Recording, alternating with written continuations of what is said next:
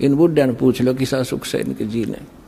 जो भक्ति नहीं करते, भक्ति करेंगे उनके तो हाथ पर रखेंगे बच्चे, क्योंकि एक तो भक्ति की शक्ति और फिर बच्चों के अंदर विनम्रता।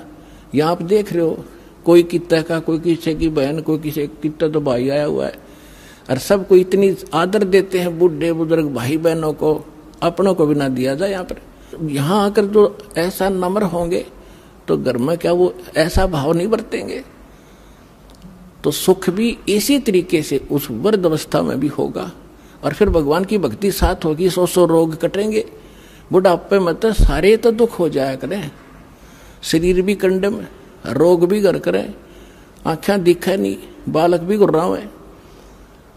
तो इस प्रकार परमात्मा कहते हैं बूढ़ा होवे पड़े खाट में, बूढ़ा होवे पड़े खाट में, सुने बचन खारे, कुत्ते तावण का भी सुख को ना, ये छाती फूकण हारे। जो बिना ज्ञान की बहु न्यो उलाने दिया करे बूढ़ा बुढ़िया ने। पुराने समय में बूढ़ा बुढ़िया की खाट गेट पर डाली जाया करती, और बहू कह कर जाया करती तो देखिए कुत्ता ना बढ़ जाए घर में। अब बुढ़ापे में जब दिक्कत फिर उड़ा के वो कुत्ता बिल्ली सब बदमाश हो कि तन की तय बढ़ जा, वो कूद मस्ता रहेगा अंदर जाकर न, तो दूध दाद या लस्सी लस्सी खिंडा दी गिरा दी उसने, तो बहू आवेगी अंदर जाते देखेगी उसकी सौ पर सुई जावेगी, तब उसको लाना देती है। परमात्मा कहते हैं वृद्ध हुए फिर पड़े खाट में, सुने वचन खारे, और कुत्ते ताउन का भी तुम्हारा सुख को ना, तुम छाती फूकण हारे। वह बहू फिर ये चमोले सुनाओगी, तुम शब्द श्लोक सुनाओगी, और कुत्ते भी ना हटा सकते, तुमने छाती फूक दी मारी। तो परमात्मा कहते हैं फिर आपके बच्चे भी, पुत्र वधू भी भगवान से डरने वाले होंगे, कटु वचन नहीं बोल सकते। क्योंकि ऐसा है व्यक्ति को, यदि कोई तगड़ा व्यक्ति कटु वचन बोलता है वो बोलेगा नहीं, क्योंकि विरोध करने का उसमें सामर्थ्य नहीं, वो रोया करे, उसमें वो गरीब होकर रोता है, और परमात्मा उसकी घड़ी सुनता है। तो इसलिए कोई ऐसे अपनी पुत्र वधू को या सास अपनी वधू को, क्योंकि नई नई बेटी आती है वो बहुत संकुचित और शर्मा कर रहती है, डर कर रहती है, उससे बहू वो सास भी कोई गलत व्यवहार करती है तो उसकी आत्मा दुख पाती है। तो हमने आपस में ये कर्म बढ़ाने नहीं घटाने हैं।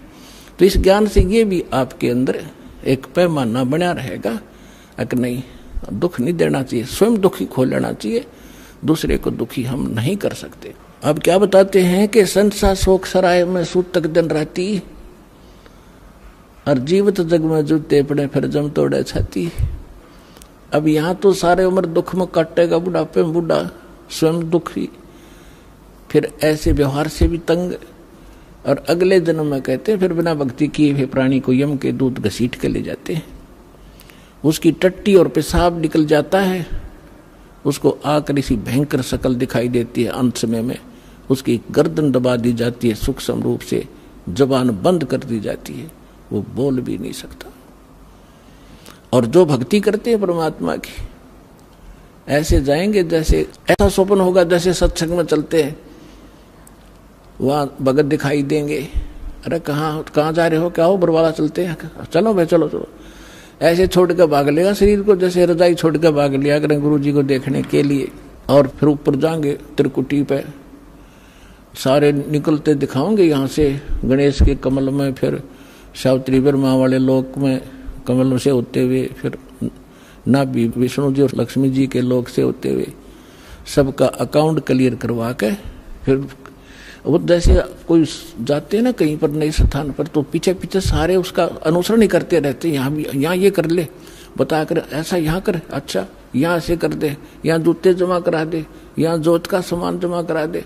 तो इस तरह वहाँ ऐसे कराते हुए त्रिकुटी में पहुंच जाओगे, वहाँ परमात्मा मिलेगा अपने इस दास के रूप में, और वहाँ फिर धर्मराज के दरबार में आपको क्लियर कराया जाएगा सतनाम के प्रथम मंत्र का, वहाँ अकाउंट क्लियर होगा। और फिर परमात्मा पारब्रह्म के उस घर में द्वार में जा करके पार करके वहां का अकाउंट करवा के फिर सतलोक ले जाएंगे। आप सतलोक बैठे पाओगे और घर वाले यहाँ सोच रहे हैं मर गया, मरा नहीं, वो तो सतलोक पहुंच गया।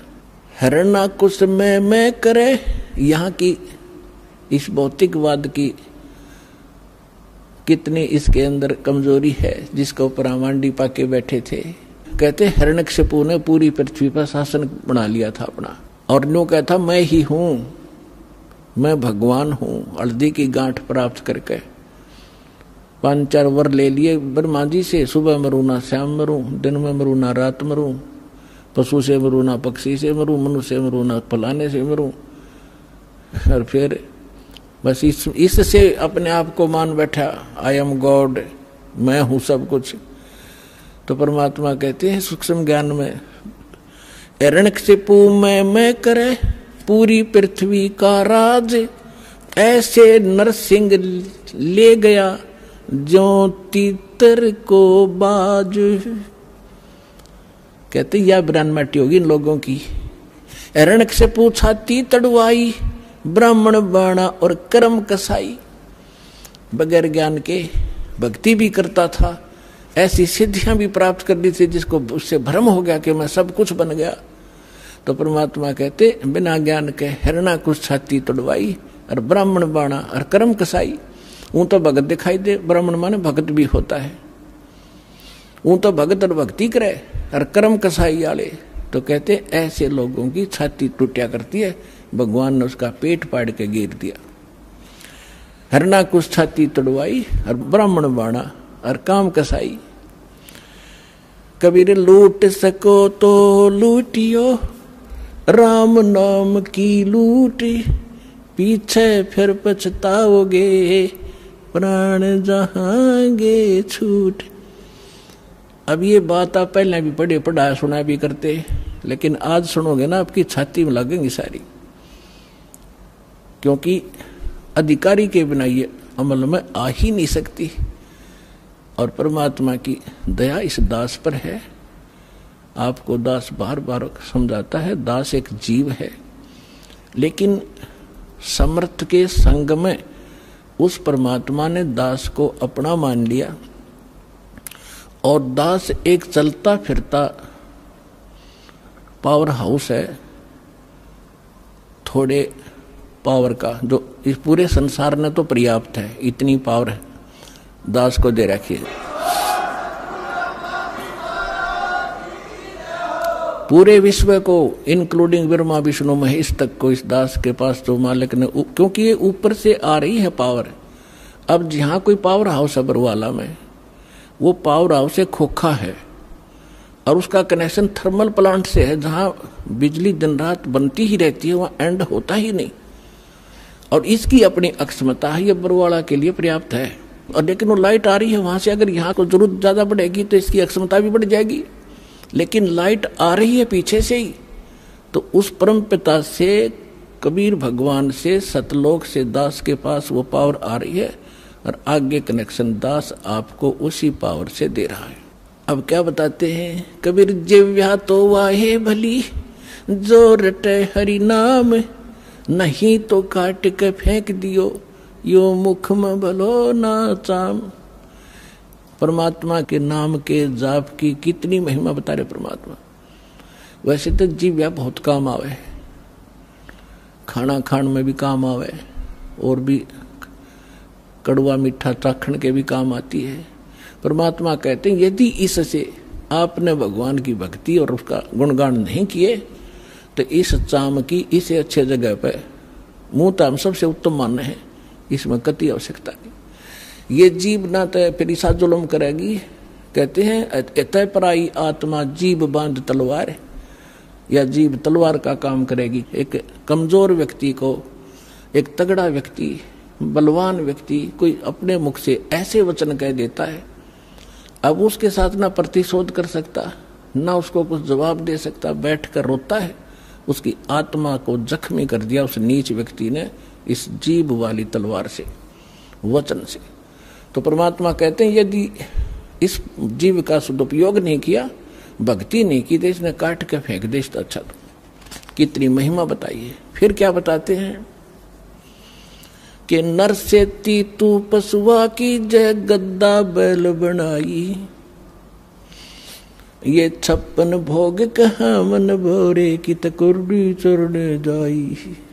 अब क्या बताते हैं परमात्मा के फिर पीछे तू पशुआ की जय दीजे बैल बनाए, 4 पहर जंगल में डोले तो ना पेट भराए, सर पर सींग दिए मन बोरे धूमत मच्छर उड़ावे, कंधे जुआ जोते कुआ फिर कोंडों का बस खावे, फिर पीछे तू खर की जगह कुर्डी चरने जावे, टूटी कमर पजावे चढ़े तेरा कागा मां से गिलावे। ओए पुणात्माओं, अभी आपने परमात्मा की वाणी सुनी थी कि ऊंचा दिखे धौलरा मकान और मंडी चित्ती पोल, एक भगवान के भजन बनायु काल मार रहा रोल। अब मनुष्य जीवन दिया है, जैसे विद्यार्थी हो तो माता पिता उसको पूरी सुविधा देंगे, वो निकम्मा वहां पढ़ता है ना पढ़ता है वो उसके आगे बाद में रिजल्ट आएगा जब वो पास फेल होगा। तो इसी प्रकार आप विद्यार्थी हो, मनुष्य जीवन मिला है, भगवान वाले स्कूल के लिए आपको ड्रेस भी न्यारी मिली है। तो इसमें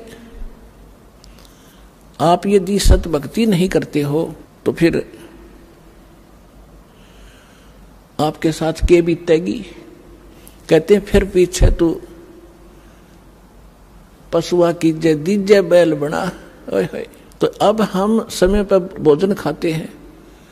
आप देखते हो यहाँ सतलोक आश्रम वाला में, वैसे तो आम जगह उपलब्ध है आजकल, कहीं बाहर जा रहे हो भाई चाय पी लेते हैं, रोक गाड़ी चाय पी ली, प्यास लग गया जो पानी पी लिया, भूख लगी रोटी खा ली, दिल करा मिठाई, कभी फल फ्रूट खूब ठाटते खा रहे हो, खाओ, क्योंकि आप विद्यार्थी हो, माता पिता ने आपको ये सुविधा दे रखी है, इतना जेब खर्च आपको दे के भेज रखे है। यदि आप वो शिक्षा नहीं ग्रहण करोगे यानी भक्ति नहीं करोगे तो फिर क्या बनोगे? मजदूर बनोगे। आपके बच्चे वहां रेत में लेट रहे होंगे, आप कस्सी से मिट्टी खोद रहे होंगे, तन पर कपड़ा नहीं, समय पर टोक नहीं होगा, जो विद्यार्थी पढ़ते नहीं। तो इसी प्रकार जो इस पढ़ाई को नहीं पढ़ेंगे, क्योंकि पूरा विश्व के वो मानव शरीरधारी प्राणी विद्यार्थी है, तो उससे क्या होगा? फिर पीछे तू पशुआ की जय दीजे बैल बना और 4 पहर जंगल में डोले तेरा तो नहीं उधर बरे। अब तो जब इच्छा हो खाओ पियो, ठीक है खा लो, लेकिन जो काम था वो भूल गए कति। और फिर कहते हैं सिर पर सींग दिए मन बोरे और दुम तो मच्छर उड़ा। अब तो हम मच्छरदानी लगा लेते हैं, ऑल आउट वगैरह ये लगा लेते हैं, और फिर के लगावांगे बैल बने पाछे। एक पूछड़ हो गया आपके पीछे, उसने चाहे पंखा बना लियो, चाहे उसने कूलर की जगह प्रयोग कर लेना। और क्योंकि जितने भी कर्म संस्कार कमजोर होंगे तो ऐसे कर्महीन प्राणी के वहां भी अंग भंग हो जाते हैं, वह पूछड़ भी कट जाती है कई बार बैल की, वह इतनी रहती है, उन्हें नू कराया करे, वो ना कुछ काम का है। और फिर आगे बताते हैं सिर पर सींग दिए मन बोरे, ये तेरी तोब होंगी सींग, इन्हें कुछ भी प्रयोग कर लेना इनको। और फिर क्या बताते हैं कि कंद जुआ जोते कुआ। पुराने समय में वाणी बोली गई थी, तब रहट के द्वारा जल निकाला जाता था कुएं से, सिंचाई उसमें बैल जोते जाते थे, और फसल होती नहीं थी, जौ होते थे, जौ वो बगैर वर्षा के भी हो जाते हैं, थोड़ी ही वर्षा से, और उनका भूस इतना खराब होया करे, पशु जल्दी खाता नहीं, कति भूखा मरता खाता उसको, और खाते समय उसके मुंह के अंदर ऐसे कांटे से चुभते हैं उस भूस के, ऐसा होता जौओं का भूस, कौंद बोलते हैं उनको, और खाते हुए आंखों पानी पड़े और भूखा मरते न खानी पड़े। तो परमात्मा कहते याद रुकती, तुम भूल गया और ना पता होते, हम बता रहे हैं, याद रखना कि कंद जुआ और फिर जोते कुआ, और खाओगा क्या? वो भूस जो खान का भी कोई ना, वो मरते न वो भी खाना पड़े। अपने आत्माओं इस जीव का दुरुपयोग और सदुपयोग अब करना होगा। दुरुपयोग तो करना ही नहीं, और सदुपयोग ना करने से क्या हानि होगी। दास का जन्म एक किसान परिवार में हुआ, जाट किसान के घर, और हमारे घर एक बैल था। हम छोटे छोटे जब देखा करते थे, आली सुबह सुबह बैलों को ले जा रहा था वक्त से, किसी ने कोई कील थी इतनी लंबी लोहे की चोबा, उसके ऊपर की कैप कट गई थी, वह रिजेक्ट करके गली में फेंक दी। वह बैल के खुर में पिछले खुरों के बीच में घुस गई। अब बैल स्पीड चलते चलते 2-4 कदम जल्दी जल्दी रख गया, वो अंदर ठुक गई, पैर को लंग करने लगा पैर से बैल। तो हाली ने सोचा ये वैसे कोई ठोकर ठाकर लगी और वो जगह ठीक वहां तक। तो पहले ऐसे ही जो कोई दिक्कत हो जाती बैल का लंग करता, तो अन्य बड़े सियाणे नु क्या करते, बैल को रोकना नहीं चाहिए, कोई नस पे नस चढ़ गया ऐसे काम लेने से ही ठीक होती है, और ऐसी नस चढ़ी होती तो हो भी जाया करती थी। इस कारण से हाली ने सारा दिन उसको टेकने नहीं दिया, उसको काम ही लेता रहा। और शाम ने जब आया, शाम तक पैर सूज गया, उस पर स्वेलिंग आ गई। आते बैल बैठ गया और लंबा पैर पसार गया पिछला, मुंह लावे नहीं कहे कि ना खावे, आंखों से पानी पड़े। तो देखा कि इसका तो सोई ज्यादा होगी, सुबह उठा नहीं। तो ऐसे पहले वैद्य होया करते डॉक्टरों के पुराने गांवों में, किसी ने बताया देख जाके कि इसके घुटने पर बा आ गया, बा।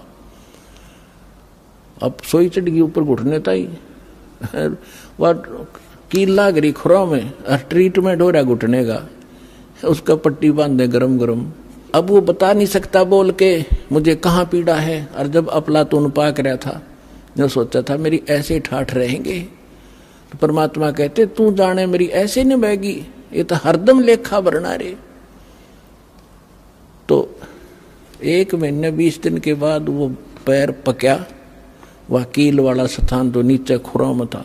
अब खुरों में भी हाथ उठ मार के देख लिया, उसमें कुछ ऐसी विशेष चीज उसमें दिखी नहीं ना, वह बाहर वो तो अंदर घुस चुकी थी सारी, पत्थर कांकर लायक के। 1 महीने के 20 दिन के बाद वो पक्या, पक के उसमें रेसा निकलने लगा।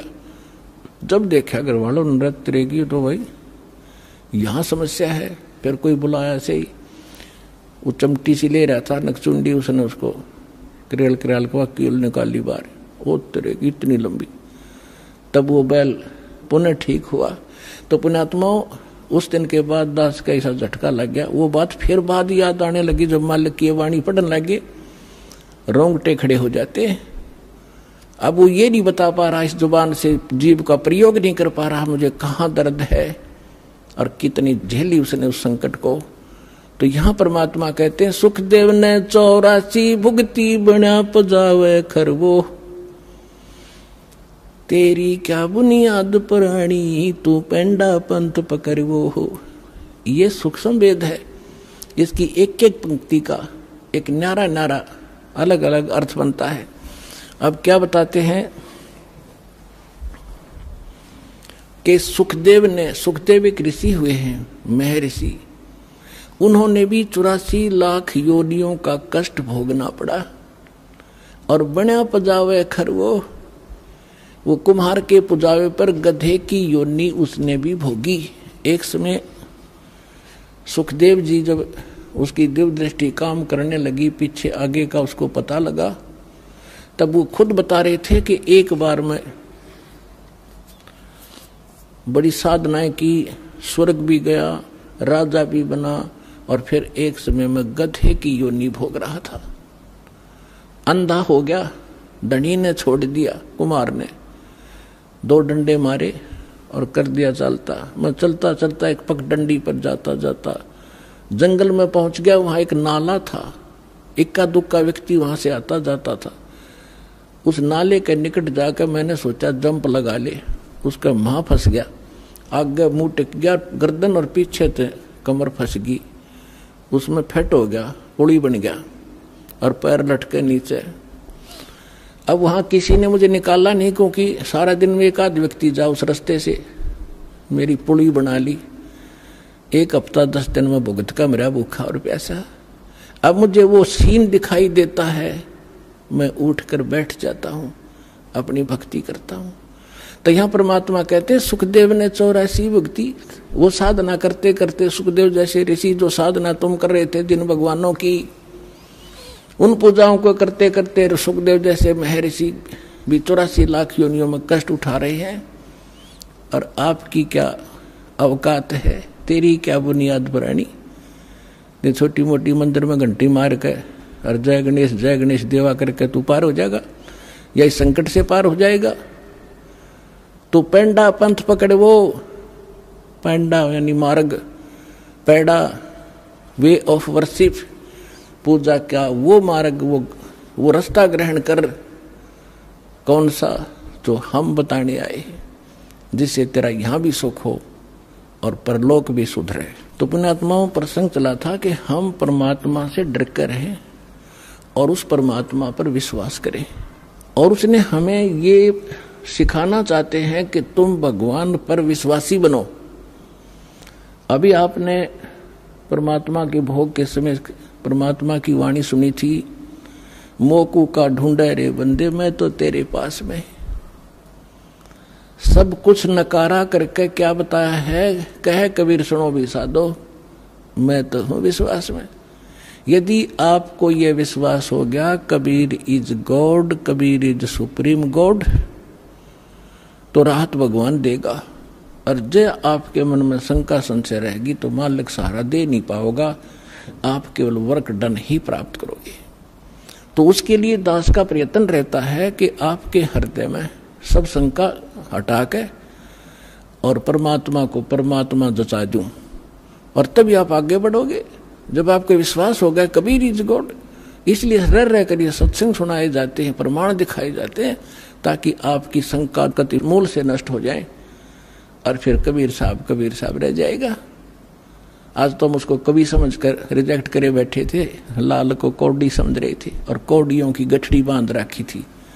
36 प्रकार के देवता पूजा करते, उनको लाल समझ कर हम डले ढोरे थे।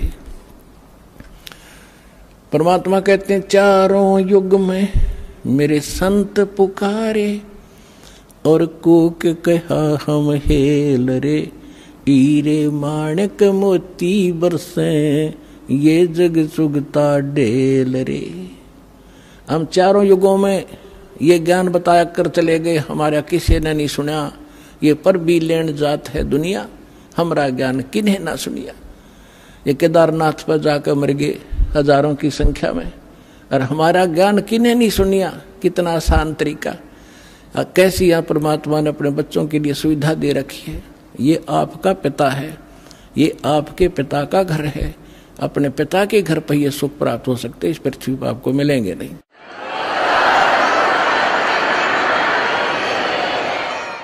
तो प्रसंग चल रहा है, परमात्मा ये सिद्ध करना चाहते थे।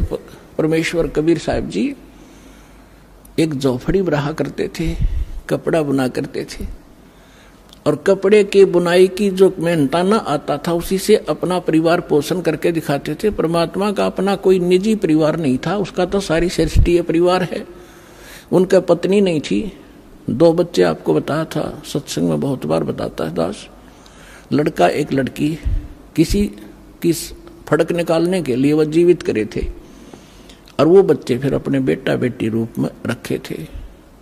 2 माता पिता थे, मुंह बोले, जन्म नहीं था उनसे मालिक का, वो निसंतान थे। कमल के फूल पर परमात्मा सतलोक से आकर विराजमान हुए थे, एक शिशु रूप धारण करके वहां से उठा ले गए थे। तो वो सब लीला करते हुए युवा हुए तो दुल्हे का काम करने लगे, धारण कहलाए।